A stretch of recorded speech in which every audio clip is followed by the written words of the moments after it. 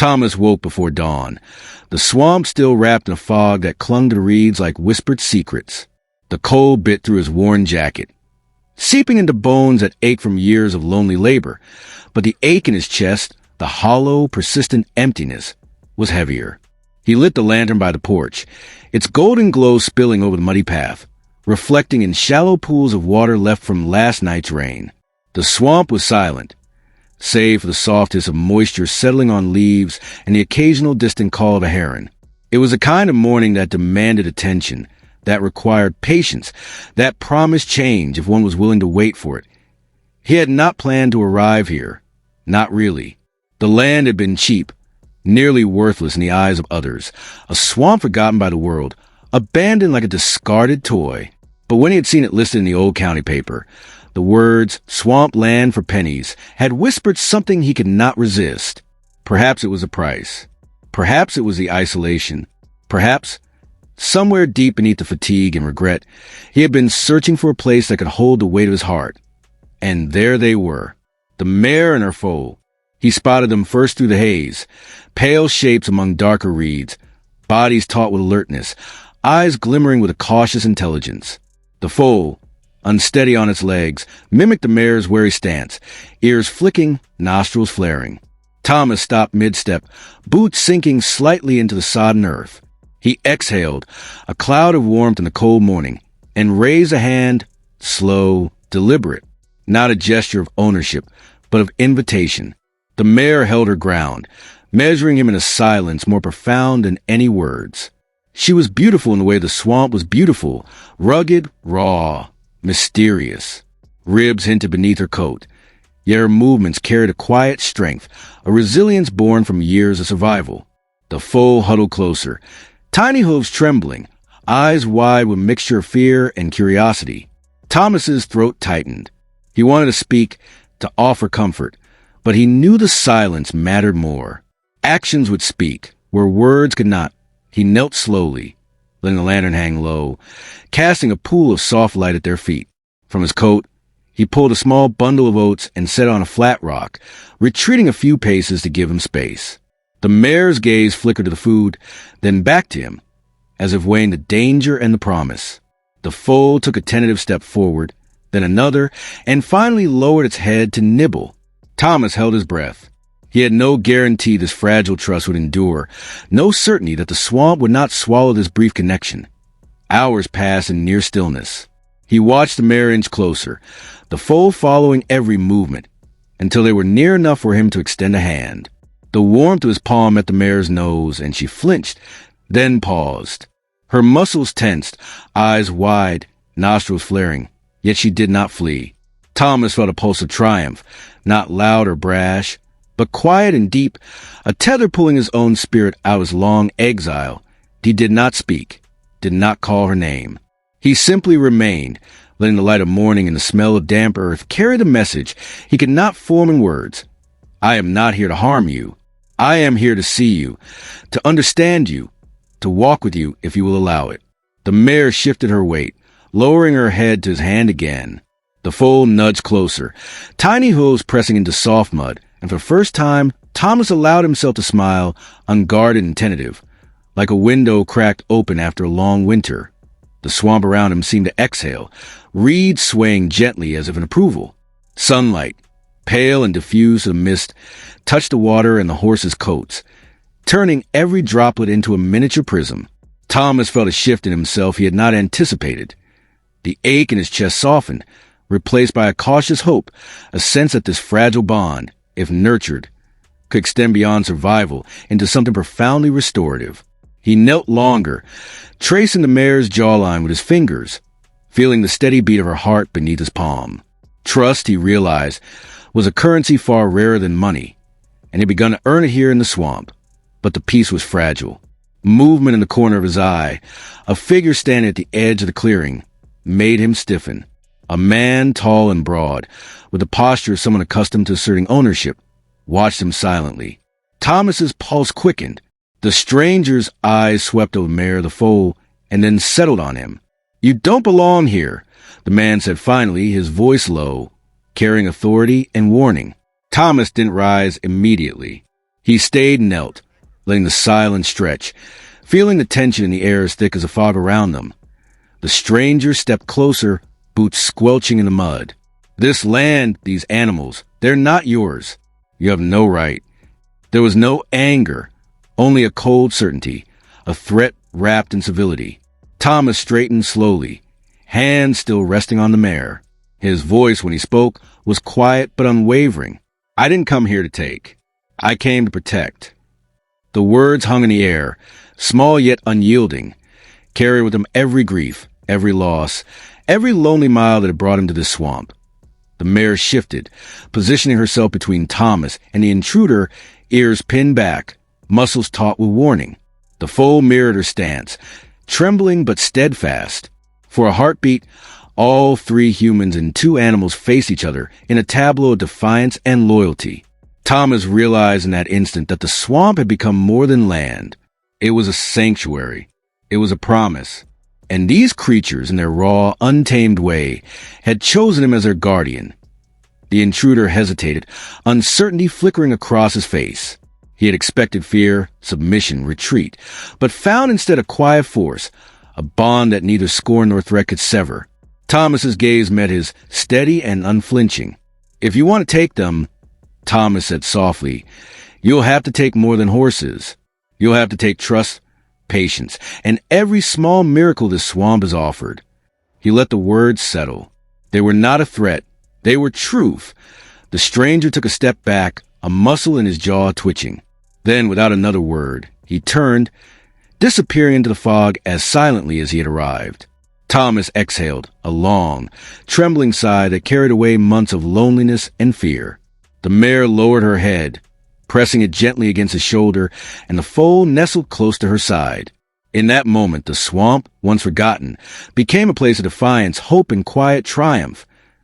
Thomas rose fully, brushing mud from his hands, watching as sunlight broke through the mist in brilliant, fractured beams. He felt, for the first time in years, that he had arrived somewhere meaningful, somewhere alive with possibility. The land was no longer merely a purchase. It was a beginning.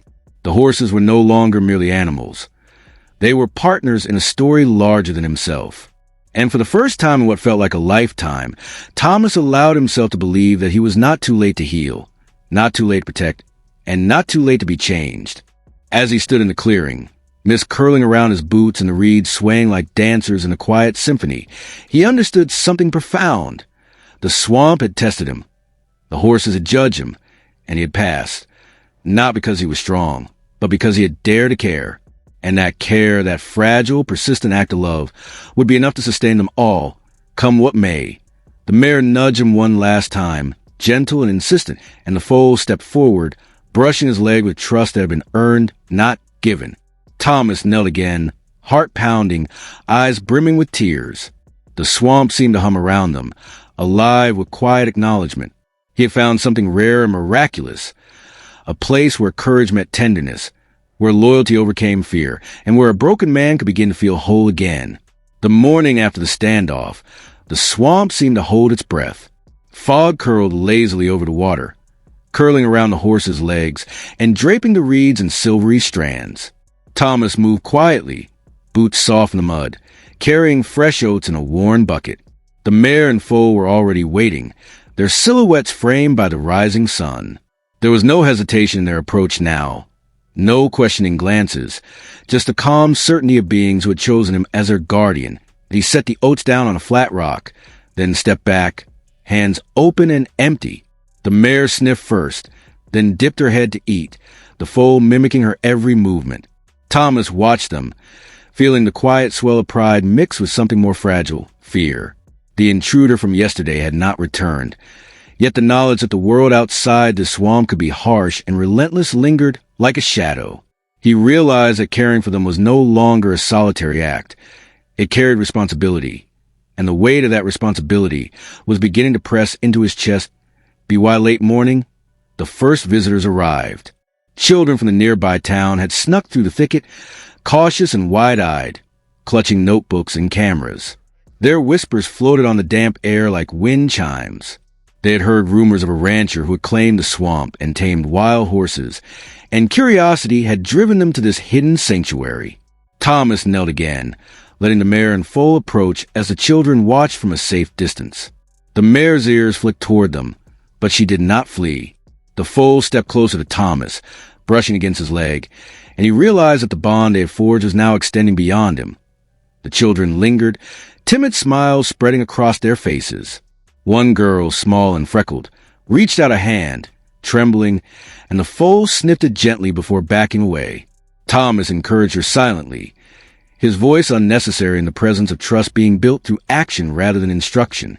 Another child, a boy with a cast on his arm, leaned against a tree, eyes wide with longing. Thomas noticed a subtle tension in the boy's shoulders, the guarded posture of someone who had learned the world could be cruel. Yet, as the foal stumbled closer, pressing into the boy's knee, something shifted. He straightened, a smile tugging at his lips, and Thomas felt the stirrings of hope ripple outward like water across a still pond. As the day progressed, more townspeople arrived, drawn by the quiet magic of the swamp and the horses. Some were veterans, seeking solace from memories too heavy to carry alone. Some were teenagers with grief etched into their faces, craving a moment of calm that the world outside could not offer. Thomas observed them all from the edge of the clearing, a sense of cautious pride filling his chest. The swamp had become more than land. It was now a refuge, a place where broken hearts could find companionship and quiet healing. Yet, the shadow of conflict lingered. Word of the sanctuary had reached neighbors and developers, men who saw opportunity rather than meaning, profit rather than preservation. Thomas had expected opposition. He had prepared for it, but he had not anticipated the depth of the threat. One afternoon, a truck rumbled down the dirt path, tires cutting through mud, carrying a man with a clipboard and a team that radiated authority. They did not speak at first, simply watching from the edge of the clearing, scanning the horses, the swamp, and the gathering crowd of townspeople. Thomas stepped forward, standing tall despite the ache in his joints and the trepidation in his chest. The mare shifted slightly, placing herself between him and the approaching strangers, nostrils flaring, ears pinned. The foal mirrored her stance, trembling but resolute. Thomas raised a hand in a gesture calm, eyes meeting those of the man with the clipboard. There was no fear in his expression, only the quiet determination of someone who had already faced doubt and loss, and had chosen love over surrender. The man spoke finally, voice clipped, businesslike. This land, these animals, they're on notice. You cannot keep them here. Legal proceedings will follow. Thomas did not respond immediately. He studied the man's face, noting the flicker of impatience and arrogance that masked an unspoken respect. Then, slowly, deliberately, he gestured to the mare and foal. They belong here, he said quietly, but firmly. Not to me, not to anyone, but to the swamp, to the world they inhabit. And I will protect them. A tense silence settled over the clearing. The mare lowered her head, pressing gently against Thomas's leg, a wordless testament to loyalty and trust. The foal, small and fragile, nudged his hand, coaxing him into solidarity. The children and visitors shifted closer, their presence a living reminder that the swamp now belonged to more than one man. It belonged to a community awakened to care, to witness, to heal. The man with the clipboard hesitated, then turned his gaze to the gathering crowd. Faces once fearful, shy, or skeptical now held quiet defiance. The veteran stood tall, hands resting on the children's shoulders. The teenagers leaned against trees, silently aligning themselves with the sanctuary. Even the marshland seemed to tremble slightly under the collective will of so many who had found hope here. The intruder's authority wavered. They had counted on isolation, on fear, on the quiet complicity of a forgotten swamp. But none of that remained. A sudden commotion near the water drew Thomas's attention. A branch had fallen in the current, and the foal had instinctively nudged it to create a small barrier between them and the intruder's truck. The movement was subtle, almost imperceptible, yet it carried a symbolic weight. It was a gesture of protection, of unity, and of courage that transcended size or strength. Thomas felt a lump rise in his throat as he realized that the swamp, the horses, and the community were now inextricably linked. Each had drawn the other into a dance of resilience and trust. The intruders muttered among themselves, uncertainty spreading like wildfire. They had underestimated the swamp's power, the quiet, stubborn force of care and loyalty that Thomas embodied. Slowly, reluctantly, they backed away, retreating into the forest, leaving the sanctuary intact. Thomas exhaled a long, trembling breath and sank to his knees, hands brushing mud from his thighs. The mare nudged his shoulder gently, foal pressing close to his side, and he felt a deep, unspoken affirmation. They had survived together. Hours later, Thomas stood at the edge of the swamp, watching the mare and foal gallop through shallow waters, mist curling around their legs like a living veil. Children ran alongside, shouting and laughing, veterans and teens watching from the reeds, faces soft and unguarded. He felt a warmth in his chest unlike any he had known before, a quiet, enduring sense that the swamp, the horses, and the community had healed him as much as he had cared for them. He knelt again beside the foal, brushing a wet forelock from his eyes, whispering softly, almost to himself, "Sometimes the smallest hearts teach the greatest lessons." The mare nuzzled his shoulder in agreement, and Thomas realized that the swamp, once forgotten and dismissed, had become a sanctuary not only for the horses, but for every soul willing to witness, to care, and believe in miracles as twilight descended. The swamp shimmered under the last light of day. Reeds swayed gently, water rippling beneath hooves, laughter and quiet conversation echoing across the clearing. Thomas stood alone for a moment, hands resting on his knees, heart swelling with gratitude. The sanctuary he had built was no longer about isolation, nor simply survival. It was a living, breathing testament to the transformative power of care, courage, and connection. He rose, brushing the mud from his coat, and watched the mare and foal disappear into mist, free yet tethered by trust. Children waved, veterans nodded, and teens smiled quietly, all bearing witness to profound truth he now carried in his chest. Some battles are fought not with strength or authority, but with patience, love, and the quiet bravery of those who dare to care. Thomas took a final step toward the reeds, feeling the pulse of life beneath his feet, and whispered, almost reverently, to the swamp and the creatures he had come to love. "We have begun something here that no storm, no threat, no outside force can undo. This is ours, and it is infinite." The mist thickened around him, golden light spilling through in fractured rays. Horses' silhouettes flickered to the fog. Children's laughter lingered like a promise, and Thomas felt profound stillness settle within him. The swamp had tested him. The horses had judged him, and the community had chosen to believe with him. Together, they had transformed a forgotten stretch of land into something eternal, a sanctuary of hope, trust, and enduring courage. And as he turned to walk back along the muddy path, Thomas allowed himself a small, triumphant smile. The swamp, the horses, the people, they had all survived, and in surviving, they had created a story that would echo far beyond the edges of the mist, far beyond any challenge, far beyond fear.